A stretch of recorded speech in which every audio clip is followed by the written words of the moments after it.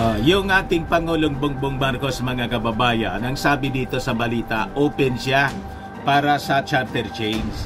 Ayan po yung balita dito sa The Manila Standard. PBBM open. Nagbabagang mga balita at pagtalakay sa mga isyu na lipunan. Bulsa, opinyon, banat at paglalantad sa katotohanan. Bulsa, what you see is what you get. You decide.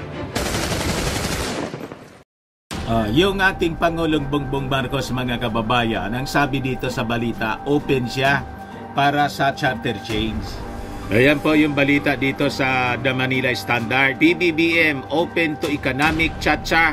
Pero anya Mr. Maravillas, si Super Ate anya. Hayaan na po ninyo si Super Ate.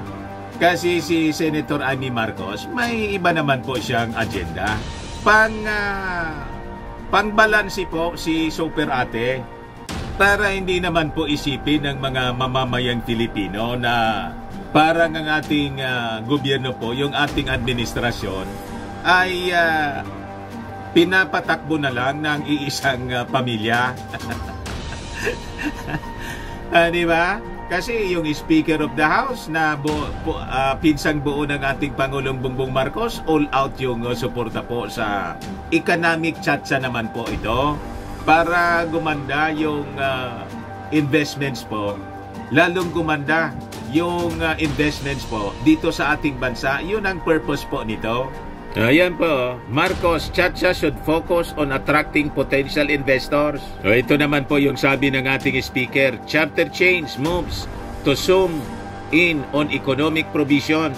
Talagang kambal dikit po yung ating Pangulo at sa yung kanyang pinsan, si Martin Romualdez.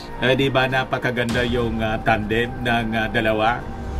But before ko, mga kababayan, ibigay sa inyo yung full story, click subscribe muna dito sa ating YouTube channel and hit the notification bell para lagi po tayong updated sa mga kaganapan dito sa ating bansa.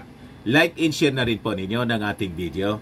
At huwag na rin po ninyo, mga kababayan, na skip yung ating mga commercial ads para tuloy-tuloy lang po ang pag-unlad ng bagong Pilipinas. So ito yung balita, open po for economic chat sa yung ating Pangulong Bongbong. So kailangan lang niya, sabi ng ating Pangulo, na ang focus niya ay para makapag-attract tayo ng mga potential investors.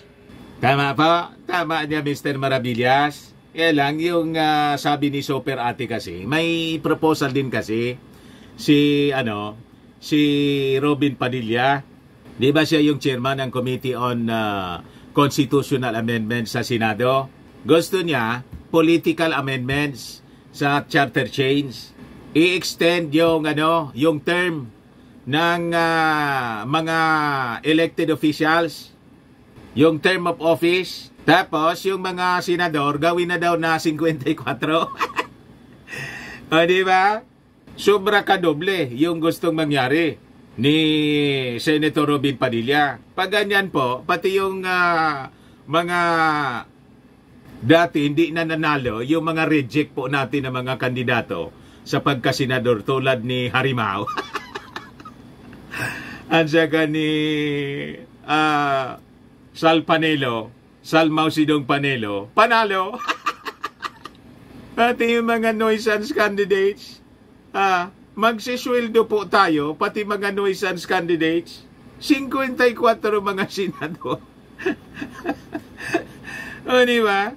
24 pa nga lang po, ang gulo-gulo na, kung sino-sino na lang yung kakandidato, sigurado, pati yung mga kasama sa movie industry ni Robin Padilla, dodobli po yung magka-interest na tumakbo. Yon din yung ayaw ni Super Ate, mga kababayan. Kasi sabi ni Super Ate, kakaya naman niya na tayo yung beneficiary. Di ba? Pero itong sinusulong ng ating Pangulong Bongbong Marcos, economic charter change po. So sabi ng ating Pangulo, we're just beginning to study because we keep on talking about economic provisions that are getting in the way with some of the potential investors. In my interest, my primary interest is to try to make our country an investment-friendly investment-friendly place. That's why the study is really not about the Constitution. It's about what we need to change so that these potential investors would come to the Philippines. So, malinaw pa, mga kababayan, walang interes po yung ating Pangulong Bongbong Marcos doon sa politika. Pero si Juan po, gusto, sinusupport niya daw yung Chatsa, si Coco Pimentel. Pero para sa federalism naman po siya. O ngayon, yung ating Speaker of the House na talagang kambal dikit ng ating Pangulong Bongbong Marcos, suportado din niya ang charter change. Sabi po ng ating Speaker that the lower chamber of Congress in 2024 would focus its attention on proposals regarding restrictions in the entry of foreign capital in investments, including Chatsa.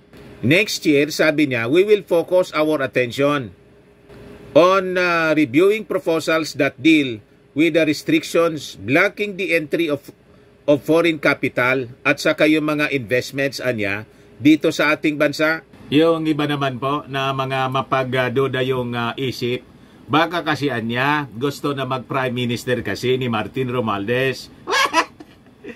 Kasi si Speaker Martin Romualdez, mga kababayan, has that strong support from the Congress. Yung mga congressmen po, may latest na naman nga po, mga kababayan, na yung mga taga-PDP laban, ubos na yata. Nagsipaglipatan na, mga kababayan, sa partido ni Martin Romualdez, yung mga congressmen, mga kaalyado po ni Maudigs sa PDP laban, lumipat na po sa lakas sa CMD, sa partido po ni Martin Romualdez. So sabi po ng Speaker, yung mga mababatasan niya would be studying possible amendments during the Christmas break. Perhaps niya, there might be some initiatives even during the break that would prepare us for the ensuing year. And perhaps that would be our legacy in the 19th Congress, which is to review and revisit the 1987 Constitution and make it more attuned, sensitive and responsive to the times. Sabi po ni Romualdez. Bira niya, Mr. Maravillas, di ba niya si Super Ate yung nagsabi na baka may interesado niya maging Prime Minister kasi? Si Super Ate nga po yung nagsabi. Ayan o. Senator Amy Marcos, the president's sister, said that someone might want to be Prime Minister because the person cannot win the presidency amid the renewed interest in Chatsa in the House of Representatives. Meanwhile, Senator Cynthia Villar expressed reservations in supporting the renewed push to amend the 1987 Constitution. Di, paano yan, Mr. Maravillas? Laging kontrabida si Super Ate. Tama din po, para talagang kung mayroon po na may nag-aambisyon talaga ng ganon, masupla. Di ba? So tama din yung mga aksyon na ginagawa po ni Super Ate, na siya mismo bilang kapatid ng Pangulo, hindi niya ayaan yung ganyang mga uri ng ambisyon. Kasi sa totoo lang, wala man pong ganyong agenda si Speaker Martin Romualdez. Economic nga lang po yung target po dito sa proposed amendment ng ating Constitution, aligned with the objective na gustong mangyari ng ating Pangulong Bongbong Marcos. Magka-align po sila ng pag-iisip. O ngayon po, si Super Ate naman, ayaw niya na pagdudahan. Kaya ganon, mga kababayan, ang kanyang mga sinasabi. Di ba? Di ba maganda na mismo nga kapatid yung nag-check po sa mga possible na pagmamalabis? Ayan man lang po, mga kababayan, yung ating balita ngayon. Baka lang gusto ninyo po itong itry. Firmax Firming and Lifting Cream, pinapahid po sa mga pulses and affected area. Mainam po sa paninigas ng mga kaso-kasuan.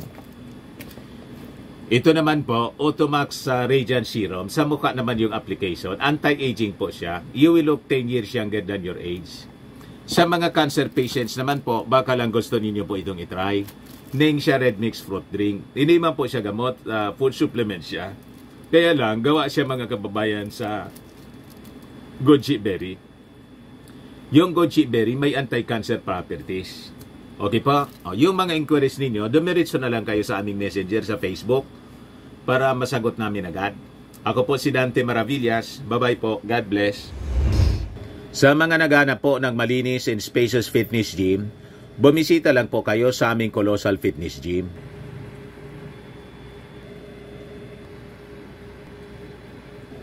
We also offer grab car rental with our new 2023 model ng Toyota Innova. We also accept booking for those who are planning to travel via PAL, Cebu Pacific, and other airline companies, local and international, and bills payment for Meralco Bills, PLDT, etc. Ang Colossal Fitness Gym is located at 3rd floor, Security Bank Building, Landco Business Park, Legazpi City, Albay. For inquiries, look for Gilon Maravillas. Contact number 0966-802-0949.